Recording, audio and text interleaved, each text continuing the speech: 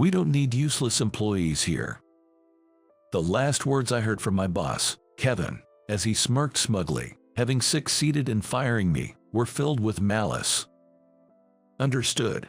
Today will be my goodbye to this company. But remember, Kevin, the dirty tricks you've played will eventually come back to haunt you. You'll reap what you've sown. Goodbye." With those final words, I left the company. The following week, Kevin would experience the revenge I had warned him about, in full measure. My name is Alex. I'm turning 28 this year. I was born as the eldest son in a very ordinary middle-class family in the suburbs of New York. As a kid, I loved bugs and spent a lot of time catching them in the neighborhood. I've always been laid back by nature, not really into competing or rushing things. Because of my easygoing and kind nature, I was often underestimated and used as a stepping stone by the mean kids and the slick ones in elementary school. But I never wanted to fight others just to come out on top. In middle school, I was an average student in every aspect, with no particular achievements in academics or clubs. I played basketball in high school as well, but since I was always losing in the first round of district tournaments in both junior high and high school, I never had the passionate experience of practicing hard to win a championship. It was just going with the flow, really, since I didn't have a special desire or love for basketball. However, there was one time in middle and high school when I felt truly alive and fulfilled. I loved music, and in middle school, I started playing the guitar as a hobby. By high school, I really wanted to form a band, so I secretly gathered members from within the school and managed to start the band I had always dreamed of. We rented a studio about twice a week for practice, and my passion for music meant I naturally put more effort into it, improving my guitar skills significantly. I also taught myself digital audio workstation software and gradually became capable of creating various songs and sounds on my PC. Then, in my senior year of high school, I got to perform on stage for the first time during the school festival. It was only about a 30-minute set of a few songs, but performing live with my band in front of an audience of over 1,000 people in the high school auditorium was an exhilarating experience. The audience was really into it, and for the first time, we as band members felt truly alive and immensely fulfilled. Although it was just a temporary band for high school, this experience was the first real success of my life, teaching me a valuable lesson and giving me confidence. Even someone like me, who seemed to fade into the background, could achieve great things if I really put my heart and soul into something. Afterwards, I attended a very average college, majoring in economics. I joined a music club hoping to start another band, but I didn't really click with the seniors and peers there and left soon after. As a result, I didn't engage in any music activities in college, and my campus life just drifted by with some meaningless club activities and part-time jobs. Of course, I didn't delve deeply into my studies either, only studying enough to get credits. Thus, my college life, spent aimlessly, along with the fact that I didn't attend a prestigious college, meant my job search was not very successful. Perhaps because I came from a small local college that was hardly known on a national level, it was difficult for me to even get on the hiring process of well-known companies. Moreover, I was really childish at the time, thinking the world was a bit optimistic, and I had no concrete vision of what I wanted to do or what type of job I wanted to get. So naturally, all the major companies I applied to rejected me, and the only job offer I got was from Midwest Industrial Solutions Inc., a small to medium-sized enterprise with fewer than 200 employees. Given my circumstances, I couldn't afford to be choosy. After graduating, I reluctantly started working at Midwest Industrial Solutions Inc. However, the company was not just small, it was the epitome of a toxic workplace. Generally speaking, all departments were swamped with work and lacked the manpower to handle it. The company aimed to keep labor costs to a minimum, which meant the burden fell on each employee. The enormous amount of work, including late work and holiday work, became the norm in this classic toxic workplace. Not only was the company itself horrible, but to make matters worse, I was faced with an even more dire situation. Kevin, the general manager of the operations department, to which I was assigned and my direct boss, had the most horrible personality of all. Kevin's harsh treatment of his subordinates and his abusive language were unbearable. Even when the last train had gone and work was not finished, he would shout, "Stay overnight to finish it," or "Work through the night to get it done." Kevin showed no mercy, even to me when I was still new and not yet accustomed to the work. "Alex, you're especially useless among the newbies," or "Hurry up and finish this. You are so useless. We don't need trash employees like you here. Just quit already." I was bombarded with such abuse from Kevin from morning till night, leaving me physically and mentally exhausted. I can't go on like this. I'll really collapse if things continue this way. One day, reaching my mental limit and feeling a real sense of crisis, I seriously questioned myself for the first time in my life. Thinking back, I recognized that my lack of ambition during my college years, not studying hard, and just going through the motions in job hunting led me to this horrible company. Fueled by this regret, I pushed myself to the brink and pondered deeply. It was an incredibly difficult task, but for someone like me who had just gone with the flow all my life, it was an inevitable and essential self-examination that had to be done at some point. Should I continue this job? Will I just wear myself out and be crushed if I stay in this company? Should I quit? No, quitting now would feel like running away, and that leaves a bad taste in my mouth. I feel like I need to persevere here before I can move on to the next thing. But at this rate, I'll just collapse. So, what do I do? After much agony and thought, I came to a conclusion. We need to aggressively promote business efficiency that doesn't rely on manpower, or else people will break down. For that, we need to develop a business system that can be optimized to the utmost. And probably, no one else would do it. So, the next steps became clear. It had to be me. I had no choice but to frantically study programming and system design on my own. Strangely, once I had a goal and direction, my mind became as calm as a still pond. And from that day, I began to study programming with single-minded focus. The passion I felt during that high school festival concert, my only real success in life, began to resurface within me. With genuine effort, even someone unremarkable like me can achieve great results if I'm truly passionate about it, I convinced myself. Get that feeling of fulfillment back, Alex. I encouraged and chastised myself. Since then, I studied desperately in whatever spare time I could find. Starting from scratch was challenging, but having been involved in music, customizing composition software since my student days helped me transition into programming relatively smoothly. Still, it was an uphill battle for an absolute beginner to reach the level of building a system, and I failed repeatedly. However, my persistent efforts gradually began to bear fruit, and thanks to programming, I gradually became able to do a huge amount of work in a shorter amount of time. The pilot prototype operation system that I gradually developed helped the employees in the field around me and gradually won praise. Before I knew it, my reputation within the company skyrocketed. Eventually, over the course of a year, I managed to develop a comprehensive and versatile business operation system. And when this system was put into full swing, it was greeted with applause, saying that it would efficiently advance operations in all departments of the company, not to mention the ordering and order receiving system, and even the warehouse operations for inventory control. We then implemented this system with our clients and officially switched to a streamlined workflow that operates on this system.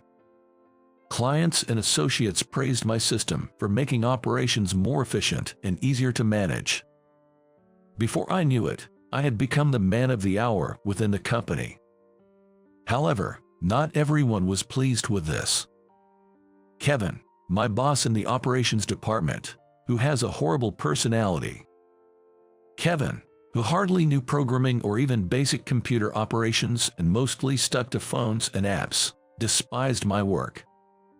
Instead of relying on computers, you should make action by yourself. Relying on PCs and neglecting to develop communication skills makes you a useless piece of trash. This was the mantra I was tired of hearing from Kevin every day. Yet, Kevin's imposing and biased philosophy had prevailed in the operations department. However, it was clear that this philosophy would crumble in the face of the business operation system I had developed. Kevin was in trouble if the system made the way he conducted business fully transparent, because he had reprimanded his subordinates based solely on his position and career as the head of the operations department. The clarity of the operations exposed his unnecessary severity towards his employees, sparking fear that he might be the one to get fired. Damn it, Alex's unnecessary meddling is jeopardizing my position. Fuming, Kevin schemed to undermine me in any way he could. And so, his despicable plan was set into motion. It unfolded as follows. Kevin ordered me to go on a business trip because a client would entertain me at a certain spa resort hotel. Upon arrival, there were no clients to be seen, but I was escorted by the staff of the luxury hotel to a first-class spa service and a top-notch full-course dinner.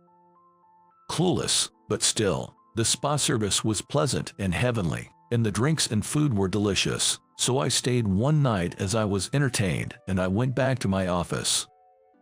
Upon my return, I was blindsided by accusations from Kevin and his cronies that I had spent company expenses on fake business trip to splurge. It was all a setup. I was merely framed by Kevin's scheme to bring me down. By the time I figured out I had been thoroughly tricked, it was already too late, and Kevin, leading the charge, had called an emergency board meeting under the guise of denouncing my alleged misconduct. The meeting proceeded in the state of a trial in absentia without me, who was supposed to be on the agenda. In the end, Kevin's argument that an employee who causes such damage to the company should be expelled was accepted, and I was dismissed. In other words, I was fired. Upon my return to the office, Kevin called me in and told me I was fired. "We don't need useless employees around here." I felt nothing but pure malice in Kevin's final words to me, but I didn't retort about the dismissal and simply responded, "Understood. If you want me to quit so badly, I'll quit. Today will be my goodbye to this company. But remember, Kevin, the dirty tricks you've played will eventually come back to haunt you. You'll reap what you've sown. Goodbye." Kevin responded with a smug, sarcastic laugh, but I had already turned on my heel, walking out of Midwest Industrial Solutions Inc., where I had worked for several years. A week after my departure from the company, police officers suddenly swarmed the company headquarters. The employees were buzzing with questions like, "Why are the police here?" and "Did a colleague commit a crime?" creating a stir throughout the office. When the police entered the operations department and began to seize the work PCs, Kevin arrived in a frenzy. "Hey, what do you want? Don't interfere with our work. Do you even have a warrant?" Kevin confronted the officers, but one of them calmly replied, "It's a matter of patent infringement. A complaint has been filed. The business operations system this company is using belongs to Alex, but it has been used this week without permission or contract, infringing on patent rights. Hence, we are here to seize it. Cease using this system immediately." Indeed, the Midwest Industrial Solutions Inc. business system I developed was patented under my name, and I held all licensing rights. Unaware of this, Kevin had maneuvered my dismissal, arrogantly assuming there would be no repercussions. It was merely a matter of paying the piper. In a panic, Kevin called me directly, attempting to clarify. "Hey, Alex, this wasn't part of the deal. Why do you still hold the rights to this business system?" I coldly replied to Kevin, who was ranting on the phone. Why?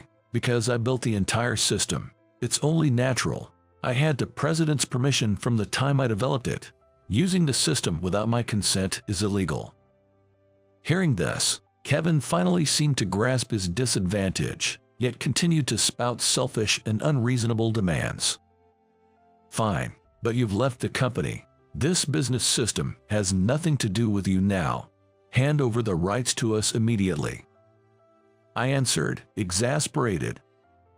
No, why should I hand over the rights to a system I painstakingly created?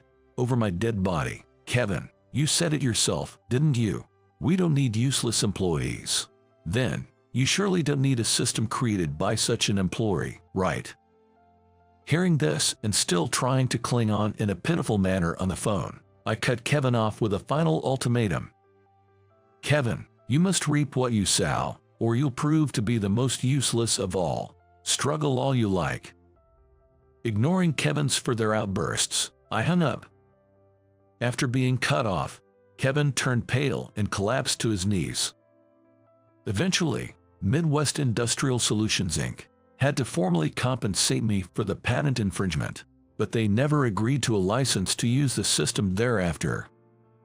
The president and other directors were open to negotiating a licensing agreement for my system, but a majority faction led by Kevin, stubborn to the end, opposed using anything I developed. The inner workings of the company were so corrupt that Kevin became the head of the majority faction of the company. As for me, I went on to productize the versatile business system and founded my own company to manage its sales. Starting from scratch, the system quickly gained a positive reputation among client companies, attracting new customers one after another.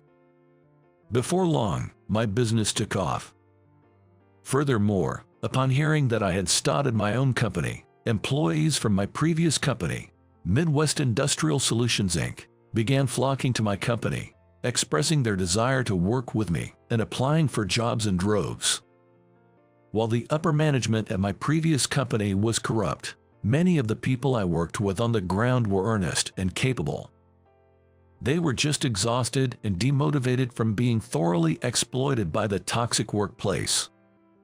I welcomed as many of my former colleagues as possible into my new company, turning them into my new team members.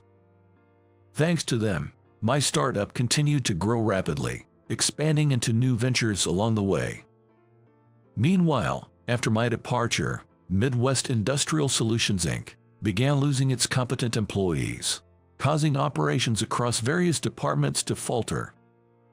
To fill the gaps, they tried to keep things running by bringing in outsourced workers from staffing agencies, but it was originally a horrible company. The outsourced temporary staff also disliked the work environment, and they couldn't retain any personnel, leading to a rapid deterioration in performance. Eventually, losing major clients led to a dire situation, culminating in bankruptcy due to massive debts. Several former employees, now in a bind, came to my company seeking re-employment. I interviewed each person carefully, picked up as many as I could, and hired them as our employees. Among them, I frequently heard rumors about Kevin's current situation. Apparently, Kevin was desperately seeking re-employment, but his past mistreatment of others, including myself, had come back to haunt him, leaving him struggling to find a job. Well, it's probably what you'd call karma. The retribution for looking down on people, oppressing them, and exploiting them like slaves inevitably comes back to the perpetrator. Given Kevin's cunning nature, he might one day show up at my company with an innocent face, asking to be hired. Of course, I intend to turn him away at that time. But then again, even a villain like Kevin has his pride. I wonder if he'd rather turn to fraud than stoop so low as to ask me, whom he despises, for a job. Regardless, as a negative role model, Kevin has been a great influence on me. Now that I'm the president of my own company, I remind myself daily to learn from the example of someone like Kevin. Never see employees merely as labor, manage with empathy for each individual. This has become my conviction, etched into my heart from the miserable experiences of being oppressed and exploited every day by a horrible-hearted boss like Kevin at my former company.